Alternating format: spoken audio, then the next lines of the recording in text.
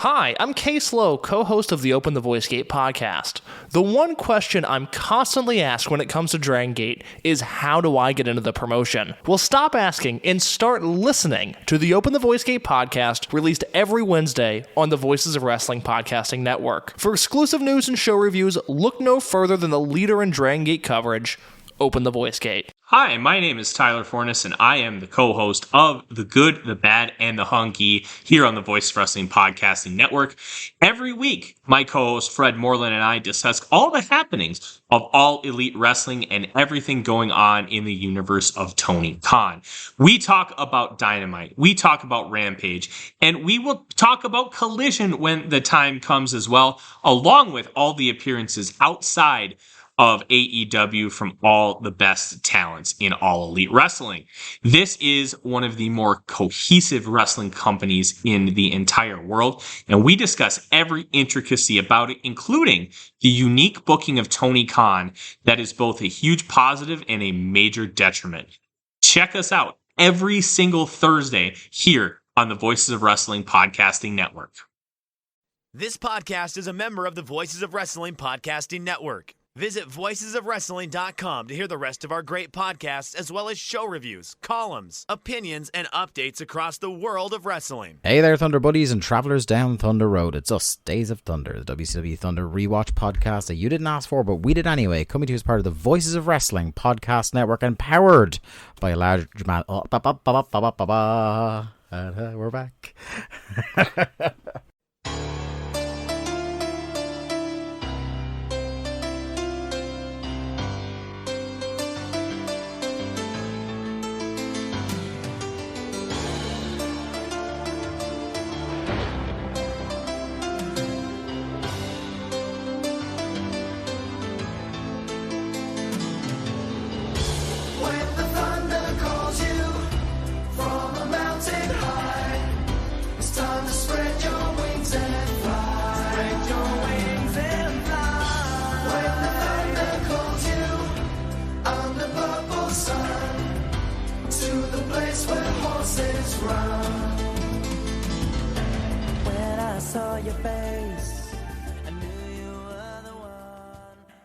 Hey there, Thunder Buddies and Travelers down Thunder Road. It's us, Days of Thunder, the WCW Thunder rewatch podcast that you didn't ask for, but we did anyway, coming to you as part of the Voices of Wrestling podcast network and powered by alargemanappears.com. I'm your party host, your early access on Thunder Road, Dave Ryan, and I am joined, as I am every week, by my faithful co-host, Stagger Lee Malone. Hey! How are you, buddy? Back on Thunder. Yeah. I'm good. I'm happy to be back. I mean, I wasn't happy watching the show, but I'm happy to be back on this show. Yeah, you're happy to be back on the show, but overall you're worse for being back in the churn. Yeah, typical me to come back on a taped Thunder. Yeah. Well, you had your nice gentle kind of like eased you back in. We had Kieran LaFord helping us out on the Bash at the Beach. Horrendous fucking pay-per-view, yes. But I think one of our best podcasts. Oh yeah, very, very enjoyable. Yeah, go back and check that one out. Nearly 3 hours. Nearly ran as long as the pay-per-view. Majorly just burying the pay-per-view. And it was somehow more coherent, and you could probably get more joy out of watching our podcast than you would the Hardcore Battle Royal. I would say so. I would say it's not even close, really. But yeah, how has your week been? It's good, yeah. It doesn't feel like a week since we talked. No. Well, I guess, you see, we're recording this a little early, and we did do the pre-show. We did. As we often do. That's what it was, yeah. That's what really caught us up. Yeah, for people who only kind of like download us at the podcast app or, don't follow us on social media or anything like that, you really should at WCW Thunderpod on Twitter, because for all the AEW pay-per-views and a select couple of non-AEW pay-per-views, we go live the hour before the pre-show to just like shoot the breeze, do some predictions, talk about some snacks and stuff like that. Have some fun. Yeah, chat with whoever's in the live chat and stuff like that. It's always a good time, and Sunday was no exception. That video is archived at alargemanappears.com as well, so you can go check that out if that's your kind of bag. I've actually noticed our YouTube views have been going up steadily, so there are people that literally just check us out on YouTube. Yeah, we'd appreciate it. And if you do, and throw a comment in, because I do check the comments. Yeah. I am going to be getting better at replying to the comments because Twitter's a fucking hellscape, so I'd rather talk anywhere else than Twitter. Yeah, I think like now we'll have the normal communication routes restored where you're good at replying to comments on. I think we'll probably switch it up now that you are trying to stay away from the Bird app as much as possible. So maybe I'll be replying to people on Twitter. You can do Patreon, and we'll both remain terrible at DM response. Yeah, DMs aren't our forte. But no, particularly I don't want to speak for you, but particularly me. I'm very bad at it. If you do want to talk to us more than anything, the Discord, the VOW Discord is the place to get us. Yeah, we do, and we have like we have the Discord. I do anyway. The Days of Thunder channel set up to notify me when anyone's talking in there, so I actually see people in the Days of Thunder Discord sooner than I'd see my own DMs. Of course, we had the great Joe Gagney in there today, so you never know who's going to show up in that Discord. All the galaxy of stars, all the stars are here. R.I.P. Norm. Hey, a couple of bits I wanted to talk about before we got into it. I'm not going to go hugely into it because it's not really the venue, and I have another podcast platform to talk about something like this. But I spent a little bit this afternoon playing the AEW game. Oh, did you? Yeah, Fight Forever. So the early access was today. I think tomorrow is general release. Yeah, I'd love to be getting it right now, but it's not in the stars for the moment. But I will pick it up at some stage. Yeah, I know a couple of friends of mine on PlayStation had been playing it because I could see that. I don't know, like what sort of black magic, time zone hopping juju Jamie O'D has got working, but like whenever there's a game I want to play, even if I hop on exactly when it unlocks, it's like Jamie O'D has played this game.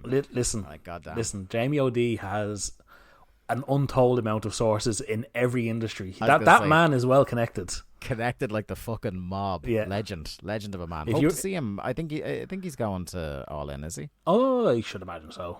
Yeah.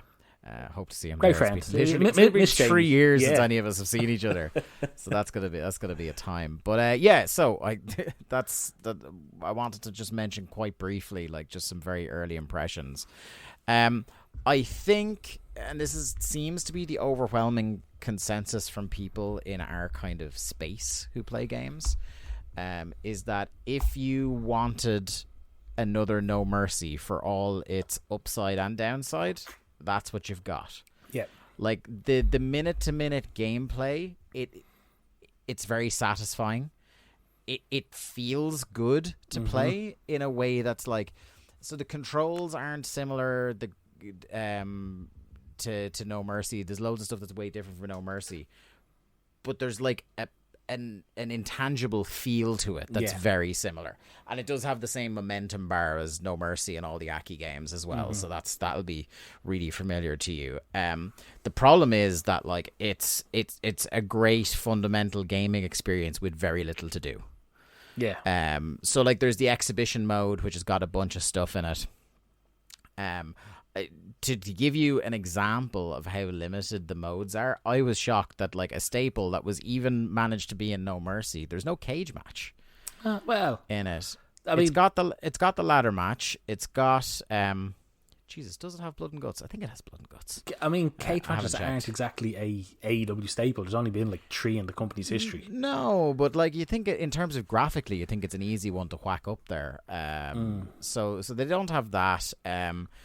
I haven't done the Road to Elite, which is like the career mode, but like I'm told that's not like the most in-depth career mode you'll ever see in your life. The online mode I haven't fucked with. Like I'm literally still learning how to play the game. I know people who are super into their creator wrestlers are a bit disappointed with how limited the creation suite is. The roster is kind of small, and as is the case with a lot of these games, the WWE games have suffered from in the past as well, is that like the roster is either a bit outdated or like at least the gear is. So like, for example, Chris Statlander is still in like the alien themed gear from before her most recent injury, and Cody Rhodes is in the game. And you know, a few other bits and pieces like that. So I like all these problems to me are just kind of, they're not going to bother me because from what I can tell and what everything I've read is this isn't going to be a yearly release. This is going to be a game that is updated constantly. You're going to get the one comparison I have is Fortnite from obviously playing with Connor. Yeah. So you're going to have season passes. You're going to have microtransactions, maybe to get wrestlers every other week or things like that. I have a feeling it's going to be season pass, plus there's just the way it's set up. There's like a store in the game, but it's all the in-game currency you get from doing matches, unlocking challenges. So you might pay your like whatever it is for the season pass, and then like you unlock then. So I unlocked Cody. There's alternate gear for the books. There's move sets for your creator wrestler and stuff like that. I believe it's 100. You have to win 100 games or play 100 games to get Owen Hart unlocked and stuff like that. So like I'm totally cool if you keep adding that and you add modes. Like somebody did some data mining during the week and found out there's like an online 30-man Stadium Stampede, Fortnite style Stadium Stampede. I played a couple of the mini games. They're little fun ones, but again not like hugely beefed out. There's only 5 of them at the moment, but I played like there's one which is like a chip collection where like the double or nothing style chips are dropping into the ring, and you have 4 wrestlers in the ring and you're trying to run around and collect all the stuff. So you're trying to knock them out of the ring or like just disable them with a move while you're collecting things. And there's like chips, and then there's chips that speed you up, chips that slow you down, and randomly bombs will drop into the ring as well. That actually sounds pretty fun. There's one that's like an AEW trivia contest, and it's like fastest finger first. So like the quicker you answer the question, you'll use all the face buttons to answer. The quicker you answer the question, the more points you get. That's fun. I like the character models. The character models are like, they're riding that line between, in some ways they're realistic, but they're like cartoony. Like the proportions are slightly exaggerated of the limbs and the head and the stuff like that. That's cool. There's a couple of where they do the headshots of the pre-rendered things where a couple of them have been done no favors. Oh really? But like there's a couple of them that are really funny. But other than that, like it's kind of like you said, it really depends on what you're sitting down to try and get out of it. Like one thing that I think future releases should look at is doing something like the WWE games have that universe mode that's like a procedurally generated where you can pick one wrestler or you can be booking the shows and it all just kind of like randomly generates. Just over the space of a calendar year or whatever, Yeah, and for people who like that kind of stuff, there's a huge amount of depth and places you can go with it, and something like that. I see, because I don't like... Career mode is all well and good in wrestling games, but it's like, with the exception of, I think, Here Comes the Pain, I played a huge amount of the career mode in that. That was a never-ending career mode, though, wasn't it? That was kind of the forerunner to a universe. Yeah. I never really... Like, I played through the ones in No Mercy to just unlock the stuff, but I never really, like... It wasn't my favorite thing. It was the exhibition or playing against my mates or something like that, and it's got that in spades. And I think that's where it's gonna like outdo WWE games, is gonna be played with friends and played online. Fundamentally it reminds me very much of the divide in I'm sorry to my American friends that I will immediately lose with this comparison, but the FIFA versus Pro Evo experience, where like FIFA is the WWE 2K games, it is the wrestling simulation experience. It looks so realistic to what presentation of wrestling is, but it's not fun to play. Yes. Whereas and this is back in the day, I'm a FIFA player now, but this is back in the day, whereas Pro Evo was the more arcadey experience that was focused less on realism and more on, are you having fun with the controller in your hand? Yeah. And it definitely does have that in spades. And yes, immediately the training match I did to teach myself was Punk versus Omega, because they should give me the book. Get over yourselves, make some money. That's what I say.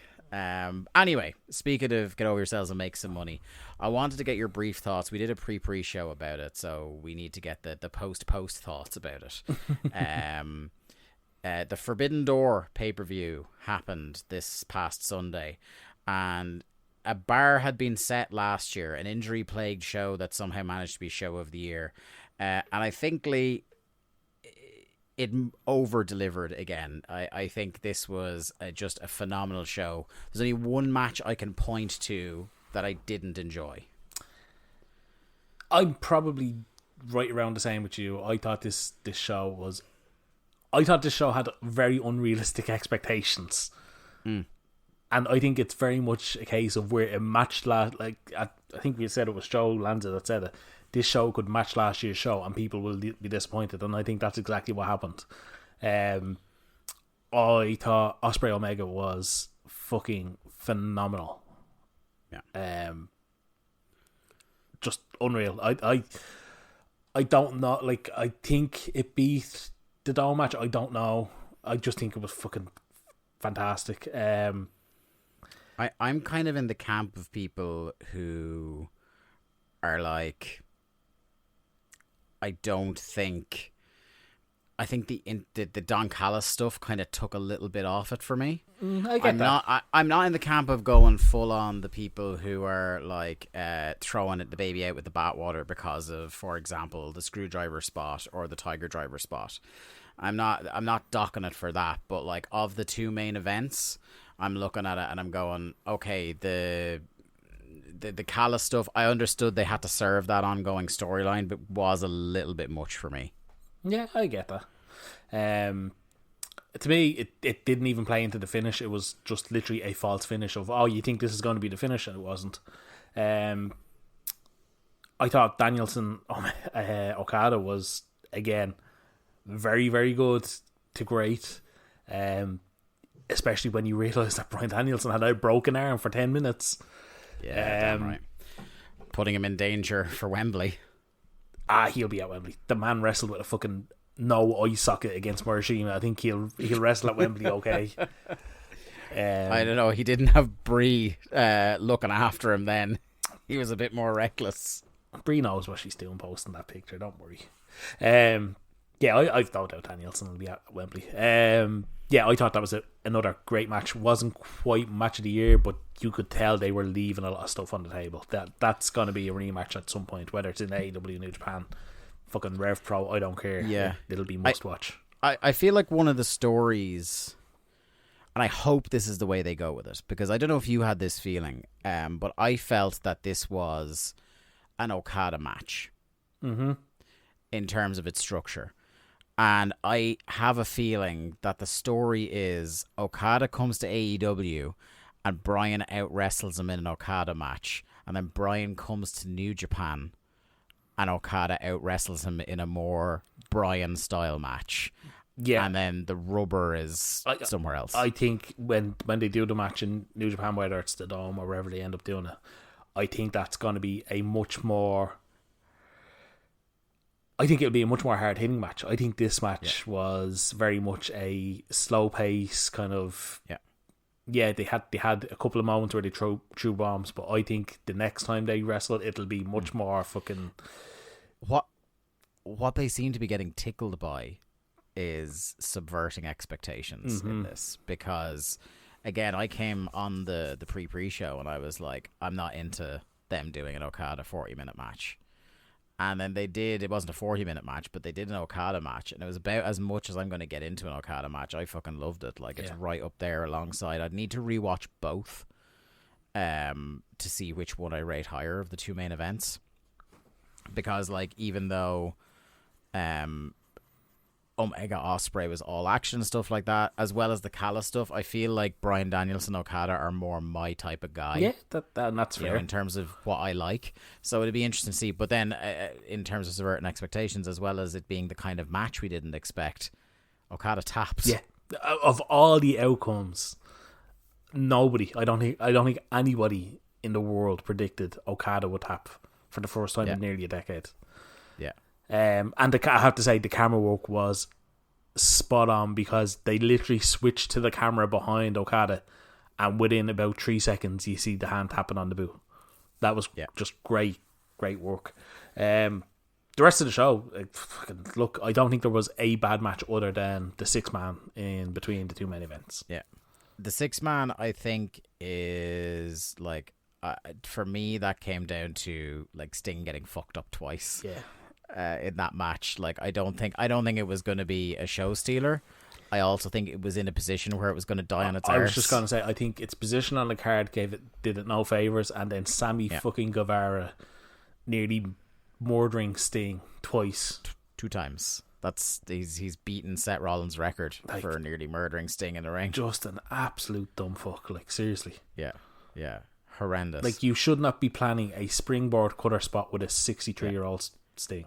Yeah, I would put a little bit more of the blame on the 6:30 spot on Sting, because I think like Sting really overestimated his ability to get off the table on time for that. That's fair enough, but come on. The cutter is all Sammy. But yeah, I thought the show was really good.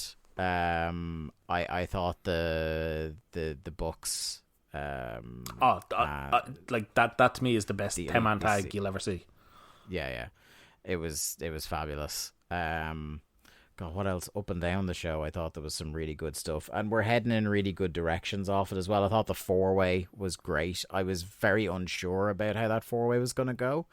As much as I enjoy and think all 4 men are very talented, I thought it again over delivered. I think they're still going towards Garcia and Orange, which seems to be the direction for. It's happening tonight. Yeah, I think it's a 6-man tag, is it? Yeah. But it's who's going to partner with Orange Cassidy, because the Best Friends and Bandito are all out of the country at the moment. Okay, wasn't aware of that. Best Friends legitimately are stuck in Paris right now. Okay. Yeah.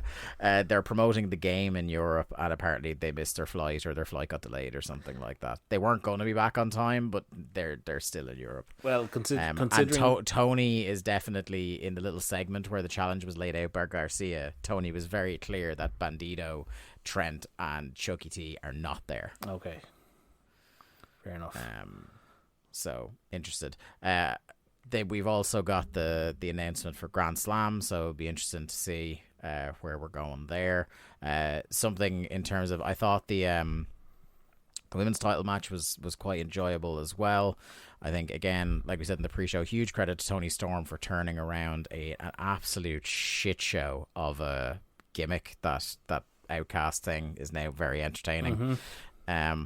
I'm looking forward. I'm giddy with the possibility. Did you see the match that was announced for New Japan next week in the United States? Julia and Willow. Willow, yeah. It's on the United States. It's in Japan. Oh, is it in Japan? Yeah, it's New Japan Strong, which is the American brand. But they're going over two there. shows in Cork. Yeah. Because I know Julia's been talking a lot about coming over to the States lately, and I was just like, oh, please get her on a show, Tony. Come on. If you can't have Mercedes, maybe you get Julia and Jamie Hayter in Wembley. Oh, yeah, I'd be down for that. Anyway, should we get on with it? Talk about Thunder? I suppose. Right. Okay. Yeah. I suppose the cliff notes before we even properly introduce the show. This was a phenomenally boring episode of Thunder. This committed the cardinal sin that Thunder can commit. It was not good enough to be noteworthy, nor was it bad enough for us to just go ham on it like we did Bash at the Beach. Yeah. It was the most tedious and forgettable entry of this show in months. I think some of the matches were just awfully put together. It's just there's people on this show that we haven't seen for a year maybe. Yeah. Where's Bobby Eaton come from? Also, now this is my first time watching Bobby Eaton on the show since I started listening to it all the time, but I'd like to thank the Deadlock podcast for ruining the name Bobby Eaton for me. And people who listen to that podcast will know why. I don't need to get into it. But yeah, it's just a hideously boring show where it feels like every match happened in this paradox where I'm looking at the times of the matches and they're only a few minutes long, but every match felt like it was about 20 minutes on this show. Yes, it did. And there's one standout example, which we'll get to it when we get to it. Yeah. But yeah, no, I watched this, literally the first notes I have is full Thunder intro. And then I came to a realization as soon as I went to the crowd shots. I went, oh fuck, is this a taped episode? It is, isn't it? Fuck this company. Tape before the pay-per-view. Yeah. Because then it jogged in my mind that Kieran had mentioned it's the second part of a taping following up the pay-per-view. Mm-hmm. Oh, I mean, it'll be way past news by the time the show goes up. Oh, there's cats killing each other out in my street. But the Orange Cassidy has found partners in Keith Lee and Vikingo. What? Yeah. Because of course. Oh. You taking time to process that? Okay. Yeah. Cool. Yeah. Well, I mean, it's gonna rock. That's for sure. But anyway, back on point. You mentioned about the show being kind of weirdly put together. Yeah.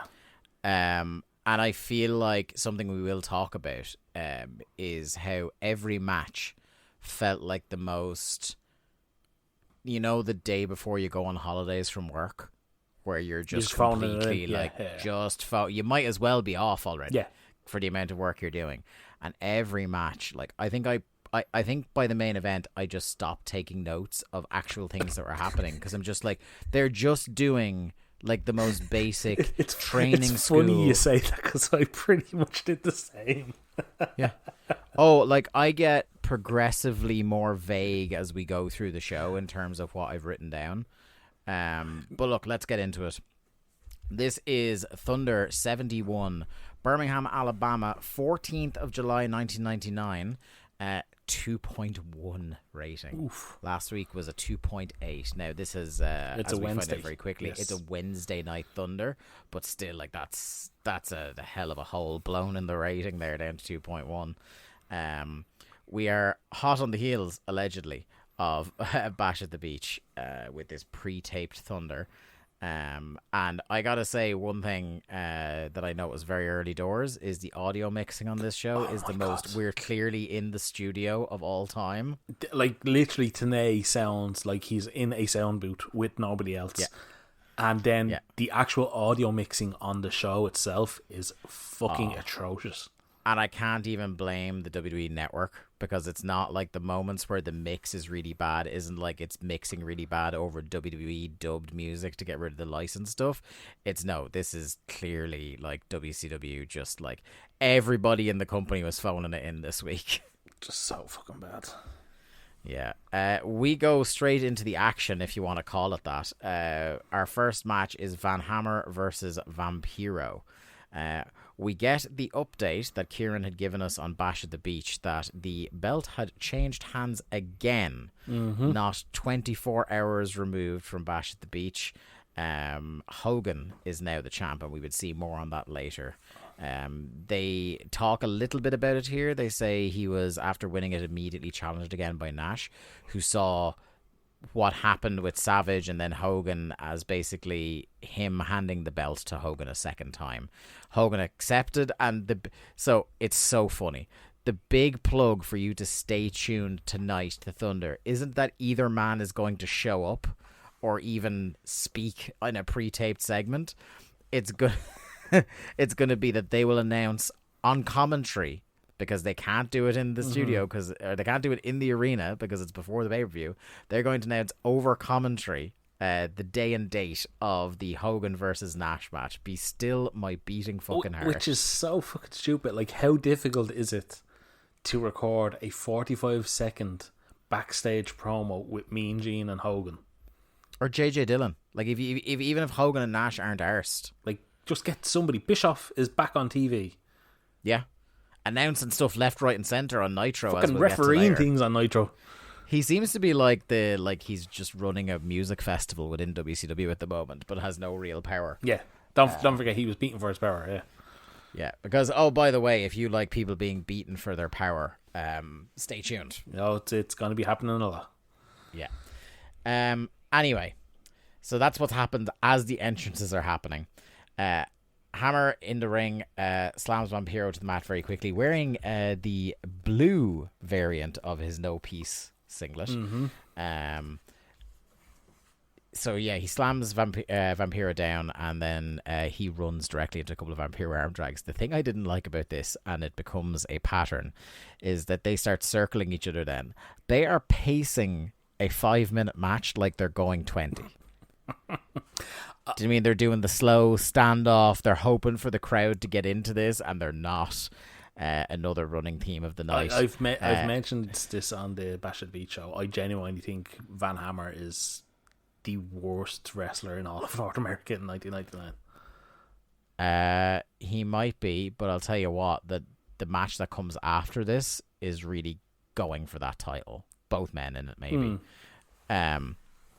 So I could not deal with the pacing of this match because, like, I knew it was going to be like a 5-minute match. But like they were going at it like they were really trying to conserve energy. It's weird, isn't it, Lee? Still, like at this stage in '99, seeing Vampiro without the paint. That was going to be my first thing. He has the tights down now. He has a variant of the tights he would have when he's a pushed act. But yeah, he still has no paint, and it's still a little bit suspect to me. It's suspect to me because like he's got a fucking sick ass tan. Like it's like that man has got his WrestleMania tan on. That's his natural color. Maybe he's been told he's getting that push. But we didn't mention that Vamp wrestled Conan on Nitro in the match that would have drawn fucking millions in Mexico. Was just given away on Nitro.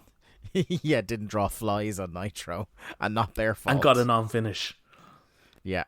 Great stuff. We do see a little clip of it later on because they're clearly trying to fill 10 minutes and let's just show like every story angle that happened on Nitro. Yeah. So spin kick knocks Van Hammer out of the ring. He gets pissed at that though, and he just gets in and starts wailing on Vamp, but he's doing like it's almost like he had been potatoed or something because he's doing these little kicks that they don't look like wrestling kicks. It just looks like a little pissed boy having a tantrum. Yeah. Just throwing out punches and kicks, wailing on Vamp. Larry on commentary, Larry Zbyszko has a 30-second period. He's horrible all night yet again. I know this isn't going to shock anybody. Absolutely horrible. But there's a 30-second spell in here in which he calls Vamp Vampiro. He calls him a vampire. He calls this vampire guy. Yeah, but then Vampiro as well. And then pivots from Vampiro to calling Mickey J fat for no reason at all. Referee Mickey J there looks like he's gained a few pounds. Fucking asshole. Fucking dick. Because he knows Mickey J is too smart to watch this show. Do you think Mickey J beat him on the golf course and that's why he's taking shots? Or beat him to like the last chicken cutlet in catering earlier? That's equally possible, yeah. Yeah. So chops in the corner from Van Hammer and a choke toss off the top as Larry struggles to pretend he knows anything about any of the feuds on the show. There's like this great, like the bluster of Larry Zbyszko is something I ironically enjoy because Tenay will go in the weeds about like the tension between two men on the roster. They'll talk about, Flair and they mentioned various points at the night about the Flair and Sting feud. That's going on now as of Nitro, and Tenay will explain the history of Flair and Sting, and then you'll get like a beat of a pause, and then doesn't Larry at one stage talk about him versus Hansen or something? Yeah, he's mad-libbing the whole thing, and it's like there's sometimes where it's like, he doesn't know who these wrestlers are that Tenay are talking about, and then there's sometimes where it's like, okay, like he knows who Ric Flair is, but he still somehow doesn't know anything about what's going on. Actually, I know what it was. They come back from a break later in the show, and there's like 15 seconds of silence as the camera is panning the arena, and then the next thing you just get Larry cutting in with, I faced Henning in Rockport, Illinois, and those people on Monday are in for a real treat. Gonna see some history. Yeah. He's just like, what the fuck is going on with this fucking sound editing? Here's the thing, and I think we've said it before on the show, is that time has thankfully been kind in most cases, but there's a lot of people that still hold up the opinion that two teams in particular, Cole and Taz and Tenay and Don West, were not good, right? There's a lot of people that think that thought it at the time and still think it incorrectly. Yes. I think it's even more maddening that people thought that at the time when this is the era they've just come out of. Now, I know on WWE you've got, like, peak Jim Ross with Jerry Lawler, and that's what people remember from the time. But WCW commentary was all over the fucking shop. And you know what I mean? To be fair, WWF commentary outside of JR and Lawler wasn't good either. Yeah. You got what, like, so Cornette, this is Shane McMahon. 99, so Cornette, Shane McMahon. Who else? Kevin Kelly. Was there ever Kevin a more Kelly snake was bit? Not to the standard he would become. No. Was there ever a more snake-bitten game to come out than WWF Attitude that happened to be in development when Shane McMahon was the commentator? So Shane McMahon is on commentary on that game. So horrible. But yeah, it's just mad that those teams like get a lot of pelters, and yeah, like you're even describing in WWF at the time how like outside of Jim Ross the commentary was bad. Oh yeah, because like Jim Ross has just returned a couple of months ago, so we had like squeaky voiced Michael Cole for about 6 months, up until WrestleMania. So like it's a horrible period, and in WCW's case, it just gets worse because like we're only now seeing Heenan proper start to throw in the towel, and Tony as well. Tenay, God bless him, like is not at the standard he would be to be able to carry a broadcast. He can't carry a whole broadcast team. He wasn't going to get the respect in WCW even if he could. No, even when he was the third guy on the original lineup of Thunder, like he was just getting slagged off relentlessly for being a nerd. So like he was never getting it. The respect like he would as the lead man with TNA. But yeah, that was just something that kind of like struck me during this Larry segue. Now, in fairness, I think he got through the whole first match without mentioning the golf course, did he? You know what? I can't recall, so I'll give him credit and say sure. Yeah. So we find out again that the lads tell us that Sting versus Flair for the presidency happens on Monday. I nearly switched off the show. Fucking Sting. Yes. I was just like, what did I write? I wrote something on Twitter when I was watching this about how like WCW has these dead horses that they constantly flog. And so NWO Family Drama was going from before Thunder through when we started watching Thunder, and it's only kind of quietened down a little bit recently. And the black and white, even though we just found out recently that they're still there. But I was saying that like currently where we are in 99, right, there's 3 dead horses. Number 1 is who is in control of WCW. Number 2 is who drove the Hummer. And number 3 is no, but who really is in control? Like they cannot fucking help themselves. It's literally Blute Enterprises. Yeah. Oh God. Solid as a rock. But that's what it is. It's literally 8 different bosses. So Vamp fires back, and it's a punch kick special from him as well. Crowd whole night apart from one match, deathly silent. Yes. I wrote this. I was obviously already annoyed. This is a back and forth of moves with no story whatsoever. Like, what was the story of this match? Gun to my head, I couldn't tell you. It's 2 men are having a match is the story of the match. Do you know what's funny though? What? Van Hammer was gone from this match into a pay-per-view title match. Yeah. And in the chronology of TV, this is how they kind of like followed up the pay-per-view title match. Now he's on a losing streak apparently. Yeah. It's mental. It's like that was his tune-up in terms of like actual real time for him, and it's how you're playing off. Like I would have given him a strong win here if they were going to do something, but I think we had judged the pay-per-view as like no, they've already like given up on him. Yeah. So they just had about to get fucking the piss beat out of him by Rick Steiner. And look, do you know what? Good. Well, look, we know it's not true. They haven't given up on him. More on that and on. Hammer goes for the Cobra Clutch. Vamp charges him into the corner, top rope crossbody for 2, and then gets up and just rolls him up for 3. Yeah. I was like, why did you have to go through that whole sequence? Why did you just roll him up out of nowhere? I was literally riding, flying crossbody, gets a near fall, and then I hear the fucking bell. I was like, what the fuck? It's just don't do the crossbody, just do the roll up. Like the whole idea of the roll up is it's supposed to be a momentum shift and a surprise pin, but like Vampiro was on top of the match and rolled him up out of somewhere. Yeah, it's fucking dumb. And Hammer then gets his heat back. Yeah, it's especially dumb as like you may as well give like the cool pop of Vampiro doing the surprise roll up, because then it justifies the heel being snapping and beating him down. But now he just looks like a nerd, Van Hammer, because it looks like he was fairly beaten and still freaked out like it was a surprise. Mm-hmm. Gosh, so fucking dumb. Lays him out with the Cobra Clutch Sam that he was going to do anyway. We go straight into our second match. I know you were chomping at the bit for this one.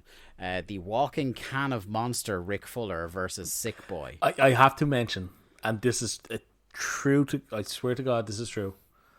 Swear to God, bro. I was looking online for a picture of Rick Fuller in that green gear because I have in my notes, he's a walking can of monster. Yeah. And I want to say about 40 minutes after I watched the match, I start getting Twitter notifications because you had watched the match and made the exact same comparison. And all I could think was that bastard found a picture. Yeah. Oh no, I actually just screenshot. Oh, did you? Okay. Yeah. I had to. Yeah, so he was out here looking like a walking can of monster, and Sick Boy was out here looking like Dolph Ziggler had just served a nickel a hard time. I think he looks like a what's going on with Sick Boy? I think he looks like a jacked Steve Corino. He looks way more like, I actually did make a roidy Corino is like my third line in here. That's so fucking freaky. But like Sick Boy now, like in terms of like the state of his gear, the state of his hair, the state of his face. Jesus, Dave, tell us how you think. He looks way more like a burnout in a cult that he did when he was in the Flock. There's something about the bleach blonde hair that just doesn't work for him. It's like, but it's proper like disgusting, dirty, greasy, dyed blonde hair. Like it's awful. He does look like an extra from what's that fucking movie? Use your words. Breakpoint. Oh yeah, Johnny Ringo. Baby. Yeah. So, how do you talk about another incredibly long match where absolutely nothing happens? Well, this is the match that I felt went well over 15 minutes. Point Break. Point Break. Breakpoint. Point Break. Yes. Sorry. I was just like, there's something bothering me about it. Is that the name of the movie? Point Break. Yeah. It's fucking late at night. Give me a break. Yeah. John Moxley loves it. That's all you need to know. He sure does.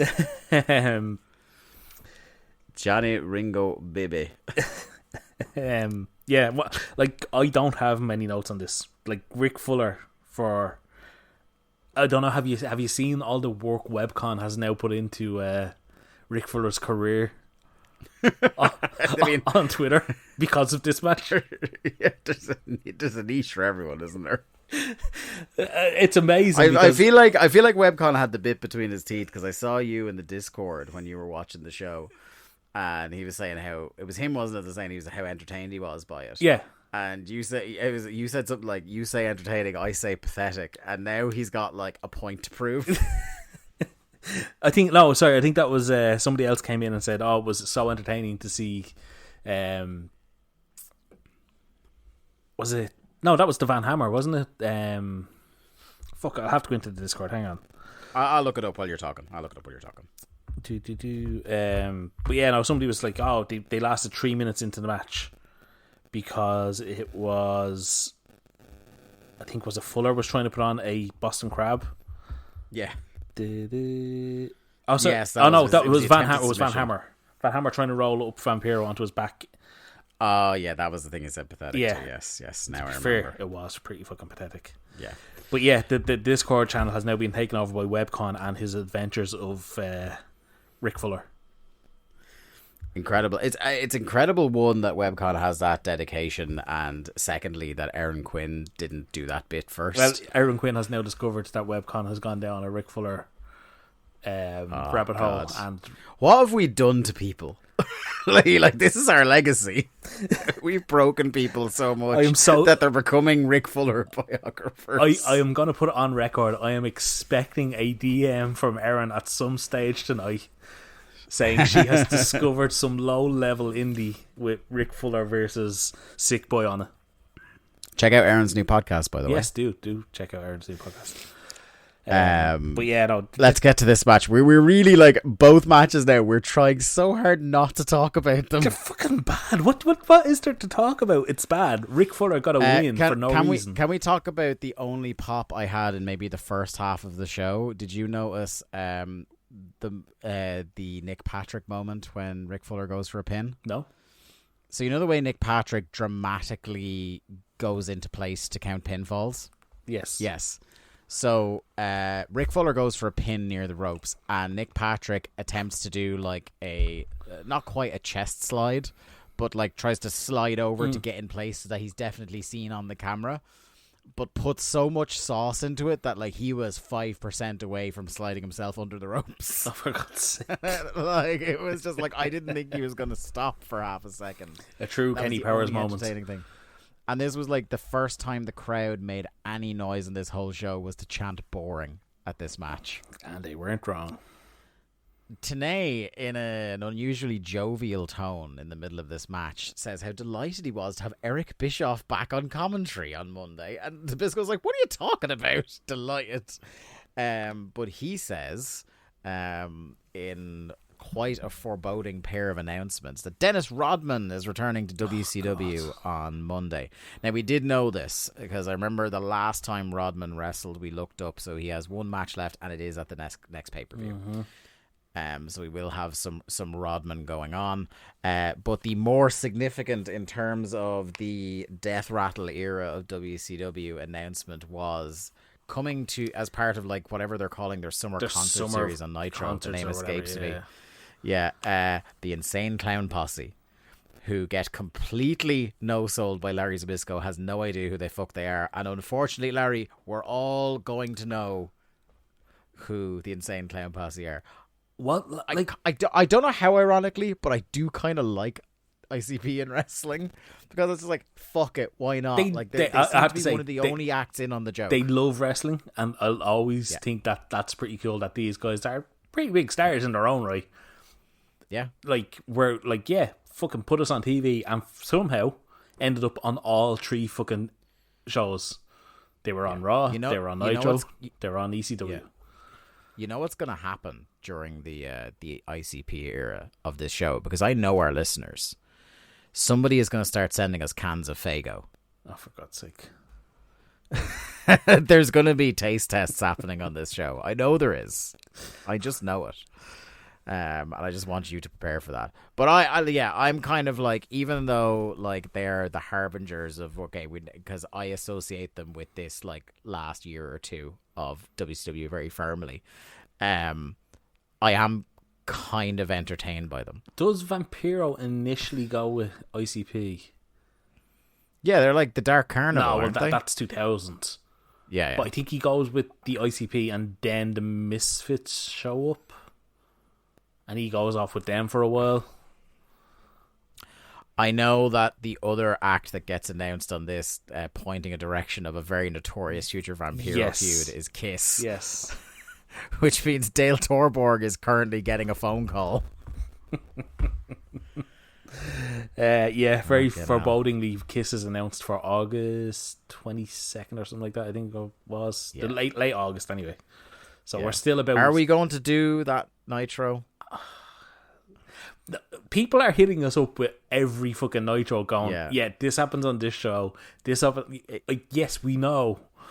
Is this where we should clarify our stance on the Nights of Nitro? Yes, let's. So, like, the idea behind Nights of Nitro, like, originally when we set up the podcast, we were never going to cover Nitro. Never. Because the whole bit is Thunder without the context of Nitro. But there are too many absolute clanger Nitros in the last couple of years. Like, you better be like, I'm gonna like pick 3 out of my head that we still haven't done. It's like, you better believe we're doing Russo Reset Nitro. 100%. You better believe we're doing War Games 2000. Yes. And you better believe, I swear to God, I will go in the grave before I take That's the Wall Brother Nitro off the list. That moment was your Vietnam. That's what that was. I say this in the full knowledge of how it sounds. It's maybe one of my top 10 moments in wrestling history. I know That's it the is. Wall Brother. I know it is. It happened 23 years ago, and the degree to which I laugh every time has not decreased one bit. But we will get to it. Yeah, look. There's a couple that are coming up that we're definitely gonna do. We're gonna do the Shane Douglas debut. Shane Douglas, because he does play a big part in the organization going forward. The two I think we have coming up. We have the Russo debut, which is also the Jarrett debut. Yes, and I think we had long since planned to do a simulcast on the Jericho Raw debut. Yes. Which I believe is also the return of Hogan in the red and yellow. I think that's the same night. The thing about doing too many of them is, one, it dilutes the bit of like trying to figure out what's going on Thunder. The other thing is, like, then we're just you know what I mean? Like, why are we calling ourselves Days of Thunder? Like, it's just a WCW podcast then at that stage, and people have done the Nitro thing way better and way more in depth than we have. Whereas nobody has done something as stupid as go through this much Thunder for this long. I was actually thinking about this recently. Has anyone watched as much Thunder as we have, even to this point? No, but well, maybe, yeah, because like in as much depth, maybe not, because like, again, I watched most of the last like 2.5 years of it willingly as a child, and now I'm rewatching all of it, sometimes multiple times per episode to get my notes. It's a scary thought, isn't it? Though I spent more of my life, like in terms of like subject matter I talk about, I've probably spent more time talking out loud and thinking about Thunder than most things in my life. Fucking hell. Yeah. I don't know how I feel about that. It's a complex one to unpack. That's something you need to talk to your therapist about in a couple of years. Yes. But I guess, sorry, just like a final thing on the Nights of Nitro thing is, like, for these Nitros where like maybe a cool thing happens or there's like a moment and stuff, especially when there's like 3-hour Nitros still, I don't feel like there's that justification unless it's like a seismic Nitro to go over there and do that. And also, more often than not, we'll end up having to rewatch the full segment on Thunder anyway. That is true. That's also the biggest point of all is we, like, as much as we rag on the whole idea of what the fuck is going on in this company, when it's a taped Thunder, they generally just fill it with Nitro.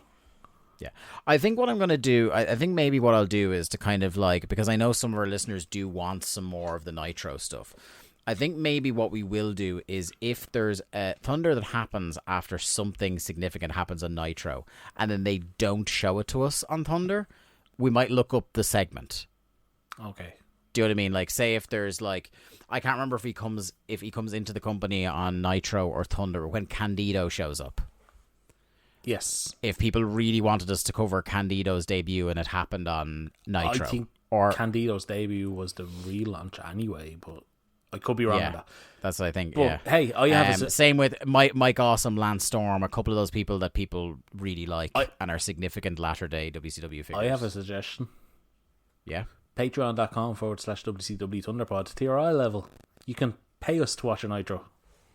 That's true. For €5 Europeans, you can get access to the all the premium pods, and at the TRL tier, which is a bit more expensive, you can request, and we will watch whether it's in the timeline or not. We'll watch whatever show within reason. If it's something, so if say it's a Nitro from 1997, that's no problem. Nitro from 1998, that's fine. If it's a Nitro from 1999, once it's not something right now or something in the future, that's fine. Yeah. But if it's something that's in the past, we will absolutely go back and watch it. Yeah. If it fucks with the chronology, we might ask you to pick again. If it's something we've yet to cover, because we kind of want to react to these things as they emerge on the show. Once again, a fantastic effort by us to not talk about this match. I thought we'd finish talking about this match. I have very few notes. Sick Boy does a few slaps, gets shoved. over and over away from Rick Fuller. Sick Boy goes up top. He fights off Fuller, but Fuller comes back, redoubles his efforts. It's so funny. I have never heard a move as cool as a one-handed powerbomb off the top getting no reaction. Yeah, nobody cares. And why should they? How do you make a one-handed powerbomb off the top rope boring? They fucking managed it. I put Rick Fuller in the match, that's how. They certainly did. Ironic that he looks like a can of Monster because he just put everyone to sleep. We next get a 6-man tag team match. Dave Taylor, Fit Finlay, and Steven Regal versus the No Limit Soldiers of BA, Chase, and Swole with absolute wedge of human 4x4 on the outside. International warfare is happening here. And to the credit of the No Limit Soldiers, who I do not enjoy these three men in the ring, they were getting big reactions during this. Yeah, they kind of were, which is odd considering I thought the No Limit Soldiers got very muted reactions on the pay-per-view. Yeah, Birmingham, Alabama, No Limit Soldier country. Who knew? They immediately cut, if you didn't already know this was taped, they immediately cut to Finlay's trophy presentation on Monday where the First Family beat him down and Jimmy Hart stole the trophy. Which is funny because like Jimmy Hart was one of the people that was like orchestrating the Hardcore Invitational. So could have either rigged it or stolen the trophy on the night or just like not had a match and like made a trophy for himself. Yeah, and also the trophy was fucking horrendous, so why would you want it? It's awful. If I was Dave Finlay, I'd be like, thank you. So yeah, Jimmy stole the trophy. Finlay now has to wrestle Chase at the start of this match. Who the fuck did he piss off? There's a point here, I didn't catch what exact move it happened on, but for the second match of this show, I think somebody might have got potatoed. Chase must have hurt Finlay because at one point he nearly decapitates this man with a lariat. He does.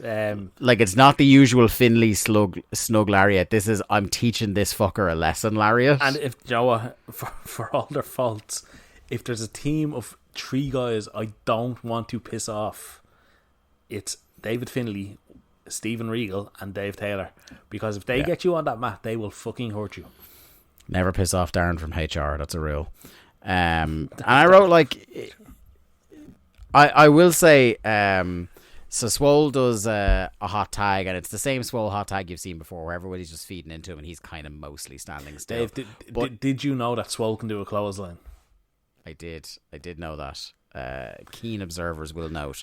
But one thing I did enjoy during his hot tag phase was Steven Regal's like staggering backwards, cowering away from Swole was very cartoony and fabulous. I enjoyed that. They are getting a big reaction. I did like how even WCW doesn't give a fuck about BA because he tags in and they immediately went to a break. Oh, man. And do you know what? BA looks like fucking shit. Like he like this. I don't know who thought this was a good idea, but man, does he just not look good at all. In the 2 years of Thunder, he's aged like 15. Yeah. It's not. And look, healthy. being backstage in this company, I imagine it's not conducive to a healthy life. But you know, yeah, he looked bad. I can tell you one thing I have decided. Yeah, Swole should be spelled out in all capitals, Sonata-esque. He's just Swole. I was gonna, like Kenta. Yeah, Swole. Yeah, I'll go for that. If you agree with me that now Stu Grayson has to go by STU, I was trying to get that going on the pre-show stream, and you're having none of it. Nah, if you're wrestling ELP and your name also has 3 letters in it, you have to pronounce it that way. I'm sorry. I mean, STU did the JOB, so does he really care? Yeah. True. Regal and BA scrapping. BA gets the better of him until... Oh, yeah, I did like this. So BA is getting the better of Regal and he has him in a hot tag. And just a little clever wrestling thing is that he's got him in a headlock and he's walking him over to the No Limit Soldier's corner. And Regal, rather than focus all his attention on fighting off the headlock, knows that like if I start getting trapped in the corner, I'm fucked here. So he just lashes out a roundhouse kick to the 2 lads on the apron, which causes them to pull their hands back. So now BA can't make the tag. Yeah, very clever. Which just a little bit of cleverness in an incredibly dull match. So Taylor comes in, and again, who did BA piss off? Because Taylor just stretches this man, just disfiguring him like he's a ball of Play-Doh. It's one of these wrestling things that makes sense if you kind of think non-kayfabe about it, but why is the experienced wrestler being beaten down while the two muscleheads with no experience are on the apron? Yeah. It just, like, it's one of those things that you have to be aware of what's going on, because if you think logically about it, you'd be like, man, this guy just must be really shit. One thing I want to put over Dave Taylor huge for is he hits really nice, snug-looking forearms. He does. There's a bit where BA has him in an arm wringer, and he's fighting out of it with the... Or no, sorry, he has BA in an arm wringer, and BA is trying to get out, and he's just forearm, forearm, and they are right in close. They're really, really good. Larry says something incredibly creepy here. I don't know how to take this. It's like Larry turned into a Cenobite for a moment, because he said, wherever the body has the most pleasure, it also has the most pain. God, Jesus, I missed that, thank God. Yeah. Horrifying. Fuck. Ugh. Yeah. So, Larry Zbyszko, star of the next Hellraiser movie. Another Swole hot tag, and the match breaks down. BA whips Taylor into Swole's heart punch, and in fairness, Dave Taylor sold this heart punch like he'd been shot with a sniper rifle. He really did. Do you know what? I'll give them credit. I thought that looked really good. Yeah. Like, if he could have figured out a way to that he could get soot on his face and blow his hair back as he took the bump from this. He would have done that. Something from Weird Science, like just... Yeah. Just a heart punch just blows his clothes off. You get naked Dave Taylor before naked Midian. I did think it was funny though that BA had to be like, okay, pin him. He had to walk over them and like, yeah, stop selling that you did it, pin him. Yeah. God, now I'm just thinking of like what a top 10 WCW moment would be. Like if everyone goes, do you remember the time Swole heart punched a man so hard his pants fell off?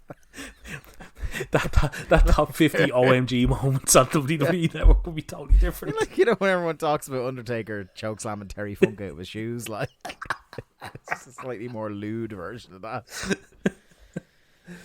Fucking hell. Okay, so No Limit Soldiers win. We go back to Nitro. Sting confronting Flair. He says, "Flair, you held me back 10 years ago, and and I'm still here." He's sorry he let Dean Malenko do the talking and fight the battles for WCW against Ric Flair lately. He wants control, and he wants it tonight. Lays down the challenge. So what Flair decides upon is a match with gormless idiot David Flair, where again, I love that Flair has control and is under no obligation to put control of the company on the line ever in a match. He could just say no, but he keeps doing it. I did like Flair had one line where like, yeah, Sting is like, I want control tonight, and Flair's like, yeah, you and my wife. Yeah. And I just thought that's funny. Yeah, he so he sets up and again, the one bit I do like is the running thing of that no matter what Flair is doing, one of his objectives is for somebody to slap his son around a little bit. Yeah, this is getting weird. So instead of going, yeah, I'll wrestle you, he goes, no, you have to beat my son to get to me. So he taps out David Flair, fast forward, he taps out David Flair with the Scorpion Deathlock, but Little H won't call the tap. Sting beats up Flair and the entire crew. Sting continues his trend from the pay-per-view of Stinger splashing women as Flair uses Asia as a human shield. That's 4 women in 24 hours. Good old Christian Steve has turned over a new leaf here. Oh, who could have seen it coming?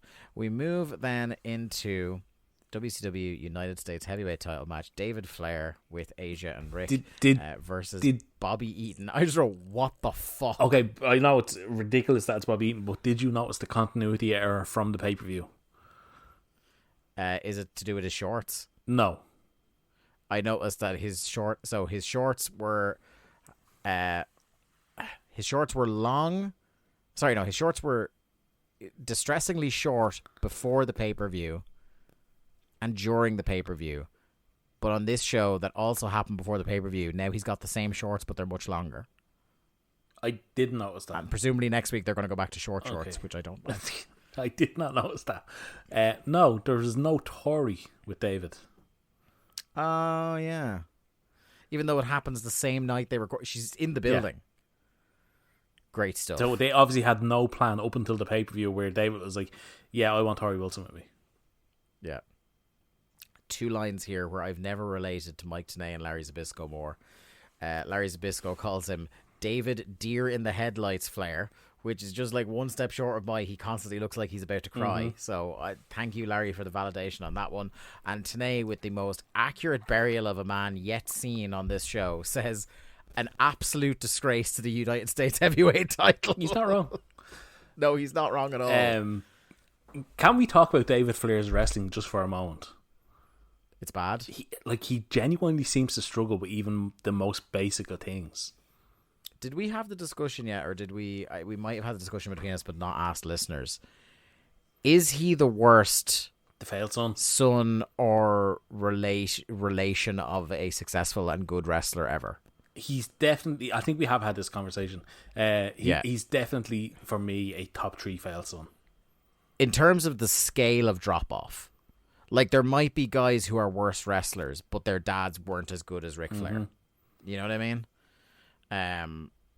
Like I know people are saying, like, I don't watch NXT anymore. People are saying The Rock's daughter ain't got it. No, God, she doesn't. For example. But you know what I mean? Like, even The Rock at his peak wasn't Ric Flair. And I haven't seen her wrestle. I doubt she's as bad as David Flair. I think either. she's only David Flair is I think she's only had like 2 matches because she's legit that bad.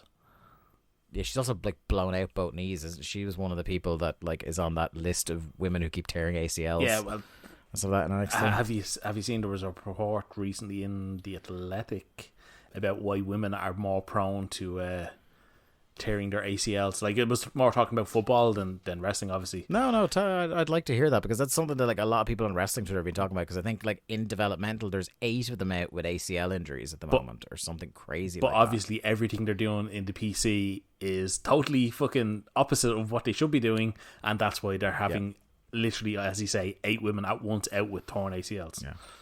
I wouldn't be surprised as well as if like, I'd be less surprised when it was in the Bill DeMott era, but I wouldn't be surprised if a lot of the, like, 'cause, you know, like proper intense workouts should be finely tuned to the individual.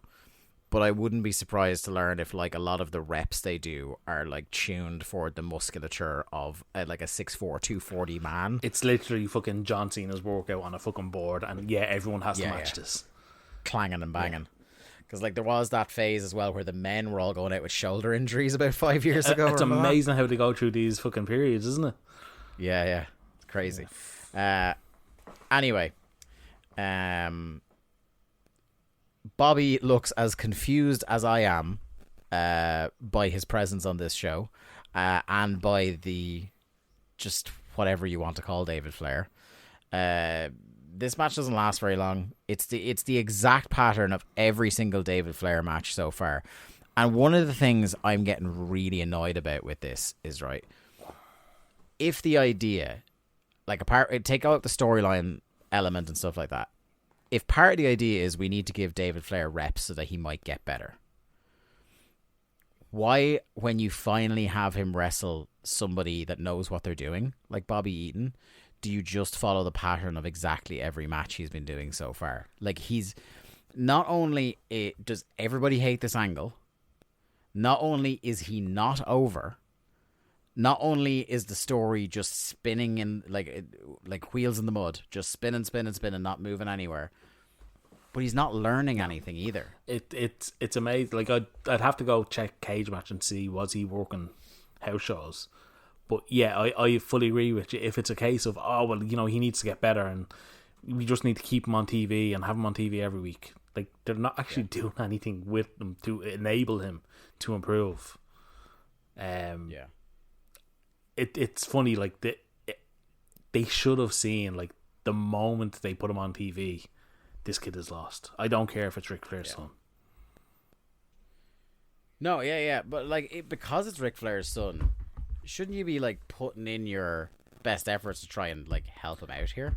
But also, this is WCW, and the management of the company actively hate Ric Flair. So yeah. So he's yet to wrestle a house show at this stage. For fuck's sake. So he starts wrestling a house shows at the end of this month. He does a loop with Bagwell. Oh my God. Why? Yeah. And then he does then he's doing a couple of matches with Benoit. Okay. And but look, it seems to be after Benoit wrestles him on TV. So the reverse order of how you usually would do it. Benoit, Malenko, Douglas, fucking, there's countless people in the company. Bobby Eaton, fucking, there's so many people they could put him against. Marcus Bagwell is one of them. I just saw a match that we have coming up by the end of the year for him. Well, David Flair versus Kimberly at Mayhem.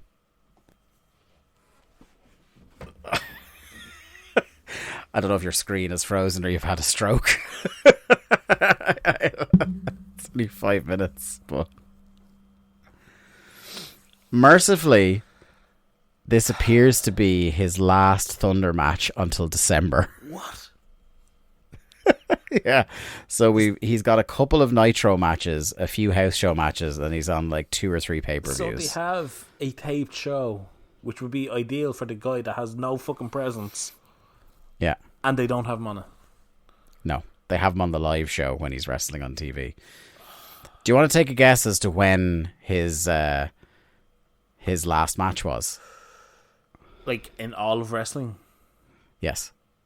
2006. 2009. Oh, okay. Wait till you hear this. NWA Mid-Atlantic. David Flair and Ricky Morton Okay. defeat Ricky Nelson and Buff Bagwell. David Flair and Buff Bagwell intrinsically linked, apparently. Yeah. We're destined to do this forever. Some of the post WCW matches are wild. Jesus Christ, I did not know, or maybe I suppressed that he did a tour of All Japan. He didn't. In 2005. So post WWE, He shared a ring with Toshiaki Kawada. okay, Wait. He teamed with Muto. I can see that. Okay, will I give you his All Japan matches? Because like I hate talking about him wrestle. How many is there? We've got 6. Okay, go on, give us the 6 then. One of them is a battle royal. And I will give you the names in it. So I don't know how many of these people he actually directly interacted with, but this is one of the kind of like, could you imagine that he was in the room with some of these people? But so we had in the 16-man battle royal. This is the 2nd of January 2005 at the New Year Shining series. Suwama won, defeating Akira Rajin, Bull Buchanan, D'Lo Brown, David Flair, Jamal, Johnny Stamboli, Keiji Muto, Kensuke Sasaki, Love Machine Storm, Nobuzaku Hirai, Nobutaka Araya, Satoshi Kojima, Taiyo Kiya, Tomoaki Honma, and Toshiaki Kawada. Fuck. Okay. Then, the same night, he wrestled again. Mazada and Nasawa defeated David Flair and Sambo Oishi. Then we had a couple of days later Johnny Stamboli and Taru defeating David Flair and Keiji Muto. Then we had RO&D, Jamal Taiokeya and Taka Michinoku defeating David Flair, Kaz Hayashi and Keiji Muto. Then we had David Flair and Toshizo defeating Mazada and Taka Michinoku. Finally, his last All Japan match, David Flair and Toshizo defeating Akira Raijin and Kaz Hayashi. That was 15 minutes, that last one. Oh my god. That's incredible. Aaron's going to have to do a deep dive on David Flair's career. And he had that one dark match against Regal then in 2006. Oh, 6? He was still getting dark matches. A dark match on Velocity. Like when you're on a Velocity dark match. Fucking hell. Yeah. Oh, yeah. He wrestled Dory Funk Jr. in 2004. And here's the thing. Who was slower, Dory or David? This is so fucking good, man. He spent like loads of 2003 in Puerto Rico. That was his... Wasn't he like in developmental in 0203? Yeah, because he's got like some 03 dark matches here. So that could have been like WWE. He's still under contract going to Puerto Rico then. He is in early 2003. He's in Impact. What? Yeah. He has some explosion matches. Holy shit. God, there's some great... I want to get Garrett on to talk about some of these matches. David Flair and Mike Sanders defeat Jerry Lynn and Ron Killings. I just don't have words anymore. D'Lo Brown, Dusty Rhodes, and Jeff Jarrett defeat Brian Lawler, David Flair, and Eric Watts. Oh my god, it's all the Fail Sons. Yeah. Holy shit. Anyway, back to this match, I guess. Flair is on the apron trying to bribe Bobby Eaton. And Bobby takes some of his money, puts it in his tights, and then he starts like... They basically break, like they destroy kayfabe here, the commentators, because now they're like, oh, now he's working his stomps. Yeah. He's not really. He's not really making it look like he is. It's fake, guys. So more money on offer. Then Eaton gets him on top. Asia jumps on David to try and like be a human shield, as she was on Monday with Steve Stinger. But then this was so fucking weirdly, because so she's trying to defend David, but then Flair comes in and drags David out from underneath her, and then Asia just still lies there and is like, "Yeah, come on, hit me." I mean, she just like, wants some action. I mean, yeah, there's no reason for her to stay there. Also, Larry Zbyszko, as classy as he always is, describes Asia as that thing. Yeah, when she comes in, not good. Great work, Larry. She low blows a Bobby, but this is really funny because she clearly blew the spot, but WCW editors did not want to edit it out because she had to do it again because the point of doing the low blow was that she also punched Flair in the dick. Then David pins Bobby Eaton in the figure 4 as Flair goes down. Fucking woeful. Awful. Horrendous. Just fucking move on. Yeah, as we will. Back to Nitro. Conan beating crap out of Vampiro. Vampiro beat the crap out of him. Commentators putting over their rivalry in Mexico. Johnny Boone. I love this. This is an all-time Tony and Brain were switched off moment on Nitro. Johnny Boone calls for a DQ and they're like, what? Why? Is this a double count out? What's going on? Literally, Vampiro had just hoofed a chair at Conan's face. Literally like 2 seconds previous. It was one of the most blatant DQs I've ever seen in my life. And they're like, what is this? Fucking uppity referees here. yeah, monocles and the champagne flutes over it. Like. Later, you see Kidman fuck himself up on the ropes off a shooting star press, rolls up Regal, and Bischoff counts the pin. Yeah, Bischoff came in to check on Kidman. Yeah. And then just, he's an official now. It's like, what's his role? Like, it's just such an ill-defined, what is Bischoff's actual role? He's Eric Bischoff, general, he's Eric Bischoff. What's his executive role or whatever they were calling Wanker. him? Well. Booker then, so skip forward again. Booker being beaten down by the Triad, and Stevie Ray comes out to make the save. Huge reaction. All I can think is, yeah. no. Yeah. Oh, yeah. There's a big T coming, my friend. Yep. And if you think what they say about Asia is bad, wait till you see Midnight. Yeah. But huge reaction for the, like, much as we don't like Harlem Stevie, people really want Harlem Heat. And in fairness, like, they've held the two of them apart for so long. Except when they teased putting them back together for 3 months. Yes.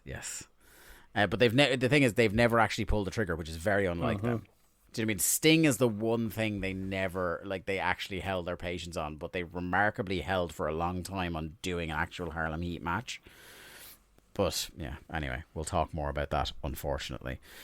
We get a singles match up next. Mikey Whipwreck versus Kidman. This is in fact the final televised Mikey Whipwreck match in WCW. So his final match chronologically, as we discussed on the pay-per-view, was the Hardcore Invitational. He's gone after that. But he had taped this match against Kidman, which is not very good. Yeah, I thought this match fucking stunk. Yeah. Both men capable of more. Like, they had a really good match on the pay-per-view. What was it? Uncensored, maybe? Yeah. Yes, his Whipwreck's first match, wasn't it? Or was it Uncensored or Spring? It was one of the early pay-per-views. And yeah, Mikey just shows up unannounced, and they have a really good cruiserweight style match.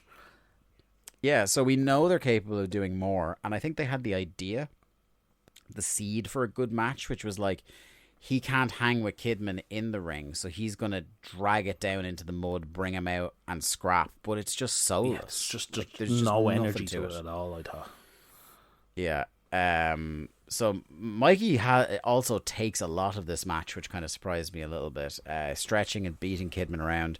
There's a brief change of momentum where Kidman grips the ropes on a Frankensteiner attempt and hits a crossbody. Then there's the powerbomb reversal into the facebuster, as you might expect, and then a shooting star press where he also kind of clips the ropes a little bit. Yeah, not a great week for one Billy Kidman. No, uneventful match though. With the exception of Mikey's gone now. And I feel like, I suppose, to kind of say goodbye to Mikey from the podcast, I feel like he's a guy, we talked about his gear at length that one time. But in terms of like his ability and the potential to capitalize on someone with a bit of a cult following, they definitely could have done more with this guy. Yeah, I think that he didn't need to be a pushed act per se, but he's a guy they could have put out there in TV title matches or something like that, and just kind of had a consistent presence on the show, say. But yeah, no, I think his look definitely held him back in WCW, and his look actually does get a refresh when he returns to ECW. Yeah, you could have even, like, because Bischoff never won to not steal from Paul Heyman. He could have just run back the Cactus Jack thing and just paired him with somebody bigger and better, and just had Mikey do the coward gimmick again. Yeah. Would have, like, again, if it gets over once, it'll probably get over again, in front of this audience. But anyway, we go back to Monday, and Savage challenges anyone but Kevin Nash, and this is so funny because everybody, as you would rightly expect, given what had happened on the previous Nitro, chanted Goldberg. What the fuck? I was like, oh, you poor sons of bitches. Like, you shouldn't, it's so stupid to go challenge anyone, because that's immediately the jump everyone's going to make. It's either Goldberg or Brett. Yeah, like, literally just have Hogan come out and challenge Savage. Yeah. It was Savage that cost Hogan the title. Remember the 4-way? Yeah. Like, the logic was there. Yep. He says, I'm going to challenge anyone but Kevin Nash. He says, I've got Nash's number, and his number is 0. Hogan comes out, accepts the match. We go to a match later. Nash pulls the ref out. Powerbomb Savage. Hogan covers. It's such a, it's so funny. It's such a, shitty way to win a title, but all Big Terry cares about is having his belt back. All he wants is I feel like it's spared Savage a little bit. It's just funny that Nash just politicked his way over doing a job to Hogan. Genius. But I think the most egregious thing for me personally was the fact that Hogan had the Wolfpack music. Oh yeah. Because he's taking that as well. We're still doing the thing where Hogan's in the Wolfpack now, not the NWO black and white. Yeah. I wonder, how soon he shows up on Thunder again. I wouldn't be holding my breath. If we never got another Hogan appearance, would you be surprised? No, I wouldn't. So yeah, there's a great bit here where Nash is trying to go for something in his promo, and it confuses me and it confuses Hogan. He goes, I thought it was safe to get back in the water, but then I realized the shark came back in the tank, which prompts the hilarious unintentional line from Hogan. What does that mean, brother? I get what what Nash was saying, it was very too fucking shooty. I think it's just I thought I could be a star, but now fucking Hogan's back and I gotta take a backseat. Yeah, but it's then after that where Nash is like, and I challenge you, and it's gonna be up to you. It came off in the vein of like Savage from the other week shouting down the phone at Nash. It's like, I don't know where that is, but I'll be there. It was like just angry confusion. Nash was doing all he could not to just say road wild. Yeah. So Nash says what it means is this: you and me for that title, no joke, no lay down. You and me finally for that title. It's like, oh, we're all chomping at the bit. Also, I think like it's one of those things where the trust is so destroyed in the company at this stage. Is like, if I can't imagine that even at the age of 10 watching this, I was thinking anything but they're just going to do another finger poke. Or the fact that match is not going to happen at the pay-per-view. Yeah. Fun times. Anyway, we should. They do mention that, don't they? Around now that I think it's signed and sealed for Road literally Wild. 2 minutes into the tag team title match. Yeah. Speaking of which, main event, World Tag Team title, the Triad versus the West Texas Rednecks. This is the peak of the audio issues in this show, as the commentary team is completely blown out by DDP's theme. It's so bad. Like, literally so bad. What did you think of DDP's promo where he calls out Fabio as world champ? It made me think of one of the funniest images that has ever been captured by a camera. Do you know the one I'm speaking of? Have you seen the image of Fabio where he's on a roller coaster and a bird flies into his face and explodes? I haven't, but I'm literally going to look it up now. Just Fabio Bird, and you're going to see it's just him covered in feathers and blood. It shouldn't be funny. Fabio Bird roller coaster. Yeah. Images. Oh, for fuck's sake. Oh my god. Okay. So anyone mentions Fabio, that's something else. But there has been a running theme in WCW of people constantly referring to. Well, no, it was DDP calling out Nash. Yeah, but Nash has been referred to as Fabio several times by heels. It's just funny that I don't know what that's Nash is now champion 2 champions ago. Yeah. I get. Yeah, I didn't even think about that, calling out Nash when on TV he's already lost the belt.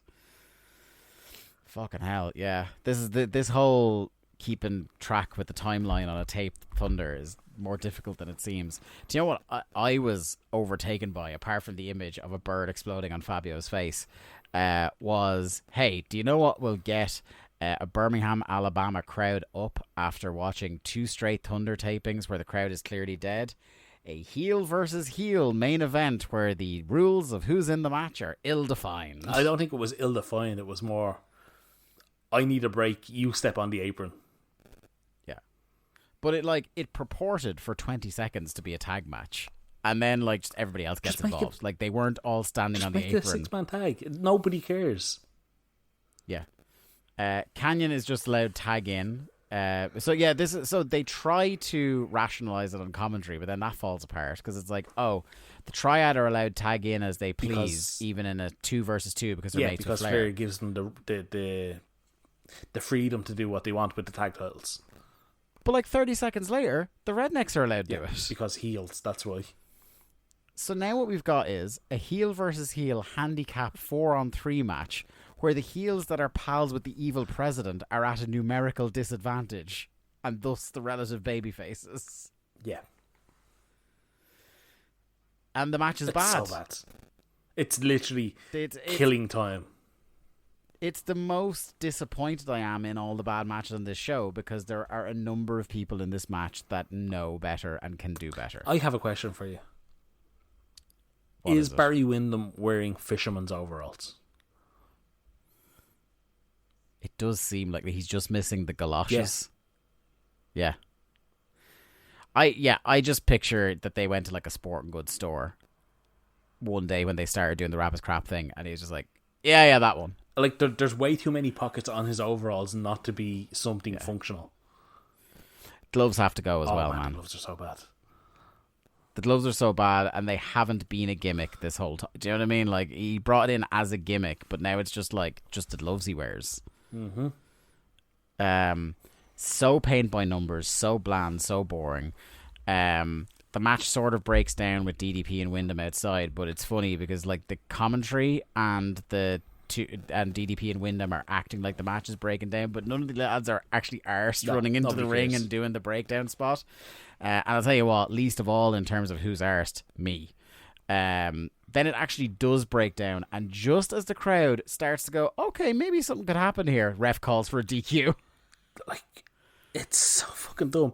Yeah, because they do a phantom tag spot. Now, bear in mind, tags have not mattered in this match at all. Or in this company. And yeah, they do a phantom tag spot involving the Rednecks. And then literally just all the Rednecks get into the ring. And the referee goes, oh, well, this is too much. And we get a DQ. Yeah. It's so fucking dumb. Diabolical. They all just keep brawling. Rednecks go up the ramp in retreat, and the show ends with a commercial for Nitro. Absolute piss. Awful. Like, genuinely a fucking horrendous episode of television. It's one of the worst ones we've ever watched. Because, again, it's not like there was no funny bad stuff. It was all just boring bad or bad. And there was no effort from the wrestlers either.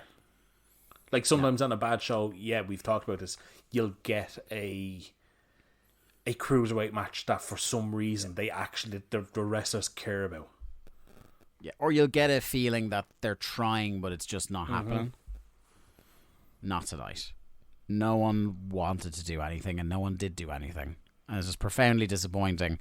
Like, some of these matches, like those first couple of matches, like, you were never going to get anything good out of them. But like a Mikey and a Kidman, some of the people that are in this main event, you're like, do something remotely interesting. Like, and let Bobby Eaton take down David Flair and fucking teach him how to wrestle for 5 minutes. Like, make something interesting of it. If you're killing time, why not do that? At least serve a purpose with your time killing. Anyway, I don't think this is going to be too surprising to anybody, but Lee, would you like to give us your overall thoughts on the show, winners and losers? I think the show sucked, like, real bad. Like, we've had some bad second half of the tapings. This is by far the worst. You just have to look at who they've put out on the show. Like Sick Boy, Rick Fuller, fucking Mikey Whipwreck. These guys have no fucking place being on the show. Swole and Chase Tatum actually having a match and getting the biggest reaction is just mental to think about. Winners and losers, I don't know. Vamp got a win, I suppose. I guess he can be the winner. And loser, the biggest loser in the whole company at the moment is fucking Macho. Wins the belt and then drops it to fucking Terry. Yeah. God almighty. And I wouldn't mind, but Nash is the one that costs Savage, and it's straight from that to Nash wants Hogan. Yeah. Of course. Your finish counter brought to you by Ludwig Borga. 6 matches, 4 clean finishes, shockingly. 1 DQ and 1 interference leading directly to a finish. This, I am thankful this one is in the books. This one is done. And now we're back on the regular rotation. Lee, what has been happening over at Patreon, and what's coming up next week for anybody who might be interested at throwing 5 Europeans to us at alargemanappears.com? Last weekend I did a lonely audio. It was kind of a brief one because life sometimes has a way of getting in the way with things that are planned. All right, Dr. Ian Malcolm over here. So there was an abbreviated lonely audio. Coming up next week, we will have the long-anticipated TRL episode of Backlash 2002. I feel like Suit is just going to attack us if we postpone it again. And he'd be right to. He's the most patient man in the world and also a great writer. So go check out his work on voiceofwrestling.com. I try to suck up and to all him his work on The Observer on FRW. A legend and a friend of the show. But yeah, so we have that coming up next week. Then we will have another regular Thunder, and following the Backlash show, we haven't got anything specific planned, I don't think, have we? I think I do, but I don't want to say it yet. Yeah. Dave's keeping me in the dark because I can't remember.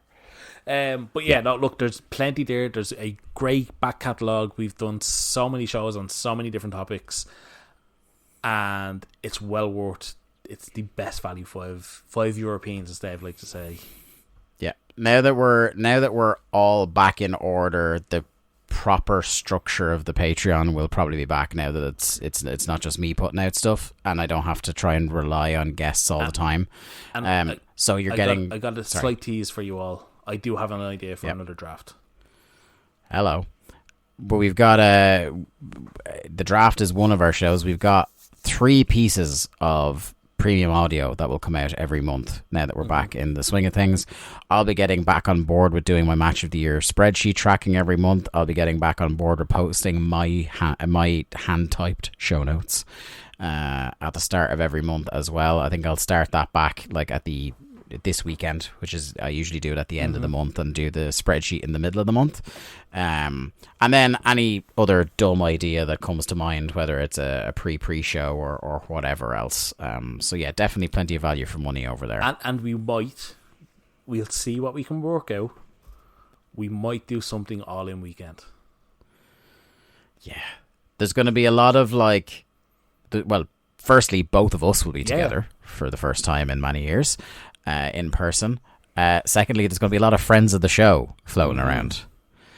I've thought of the idea of doing like a travelogue podcast for the Patreon. There'll be something in the works. We'll sort something. Yeah. Some ideas. He's cooking something up. But anyway, thank you for listening to episode 71 of Days of Thunder. One that I very much hope you didn't watch the show. To listen for God's sake, do not watch the show. Just listen to us talk about it. It's too late. Alan Forel it's the middle of 2025, and Alan Forel has finally caught up to episode 71 and watched that. I'm so sorry, Alan. Alan won't listen to reason. He's insane. What can we do? If I've invented time travel in the next couple of years, if I've gotten in Orlando Jordan's time machine, I'll go back and stop you from watching this one. Fingers crossed. Anyway.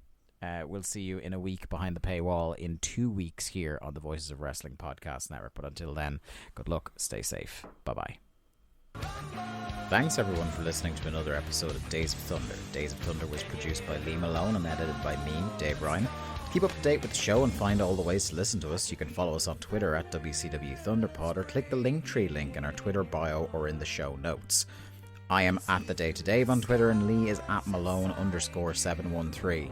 Days of Thunder is a part of the Voices of Wrestling Podcast Network. Follow the VOW network anywhere good podcasts are sold for more fine podcasts that you can shake a stick at.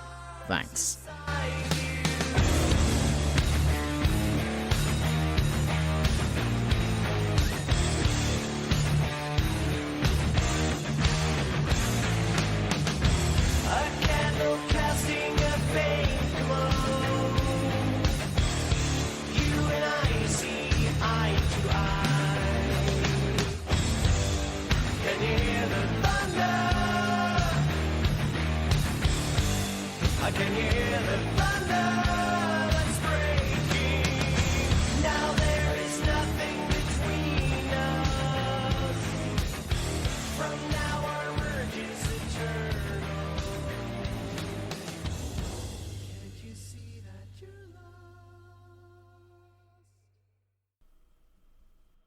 Hello everyone, my name is Taylor. And I'm Kelly. And we are the co-hosts of Jumping Bomb Audio, the podcast all about Joshi Pro Wrestling here on the Voices of Wrestling Podcast Network. Every other Monday, we are with you talking about the biggest news in Joshi, along with show reviews, previews, and much, much more. So if you're new to Joshi or you've been a longtime fan, this is the show for you. We've got something for everyone here. So check us out, Jumping Bomb Audio. Hello there, everybody. It's me, Garrett Kidney, the co-host of You've Got to Be Kidding Me on the Voices of Wrestling Podcasting Network. And I am Liam Jones, my full name, and I'm also a part of the Voices of Wrestling Podcasting Network as a co-host for You've Got to Be Kidding Me. We are a TNA history podcast that covers TNA 1 month at a time. We cover all the drama, all the matches, all the Vince Russo nonsense you could ever want in your life. Have you heard of TNA? I bet you have, but would it be funnier if two people made jokes over it the whole time? Probably. So if that sounds like fun to you, check it out on this very Voices of Wrestling Podcasting Network, and Liam will do bits and whatnot.